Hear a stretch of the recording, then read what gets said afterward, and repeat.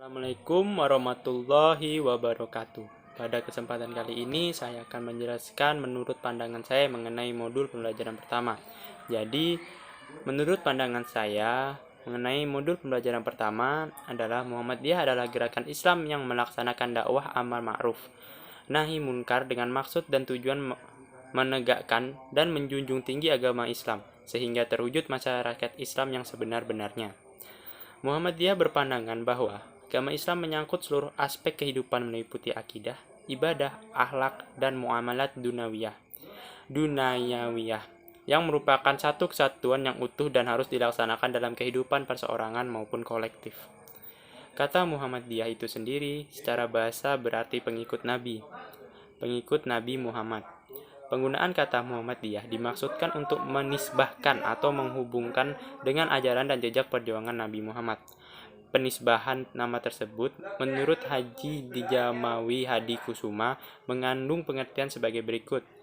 Dengan nama itu dia bermaksud untuk menjelaskan bahwa pendukung organisasi itu ialah umat Muhammad dan asasnya adalah ajaran Nabi Muhammad SAW yaitu Islam. Muhammadiyah didirikan di Kampung Kauman, Yogyakarta pada tanggal 8 Zulhijjah 1330 Hijriah atau 8 November 1912 oleh seorang yang bernama Muhammad Darwis, kemudian dikenal dengan Ki Haji Ahmad Dahlan.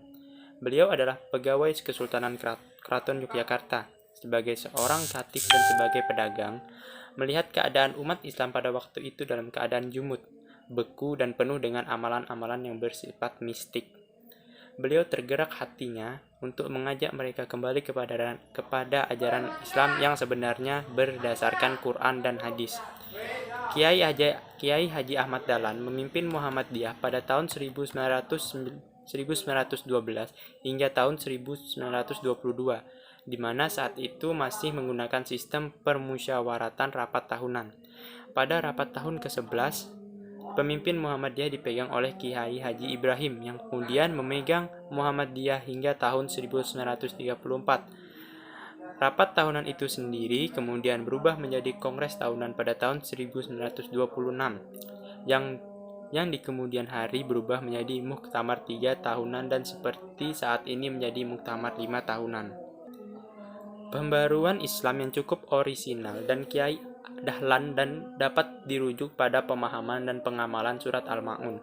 Gagasan dan pelajaran tentang surah Al-Ma'un merupakan contoh lain yang paling monumental dari pembaruan yang berorientasi pada amal sosial. Contoh lain yang paling monumental dari pembaruan yang berorientasi pada amal sosial kesejahteraan yang kemudian melahirkan lembaga penolong kesengsaraan Omeum atau PKU. Kepeloporan pembaruan Kiai Dahlan yang menjadi tonggak berdirinya Muhammadiyah juga ditunjuk dengan merintis gerakan perempuan Aisyah tahun 1917. Yang ide dasarnya dari pandangan Kiai agar perempuan muslim tidak hanya berada di dalam rumah, tetapi harus giat di masyarakat yang secara khusus menanamkan ajaran Islam serta memajukan kehidupan kaum perempuan.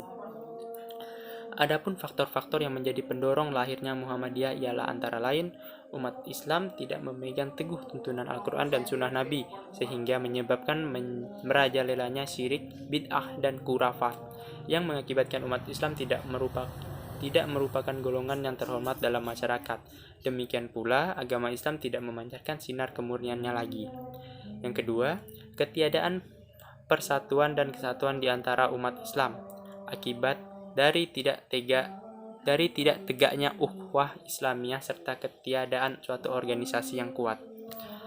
Yang ketiga, kegagalan dari sebagian lembaga-lembaga pendidikan Islam dalam memproduksi kader-kader Islam karena tidak lagi dapat memenuhi tuntutan zaman.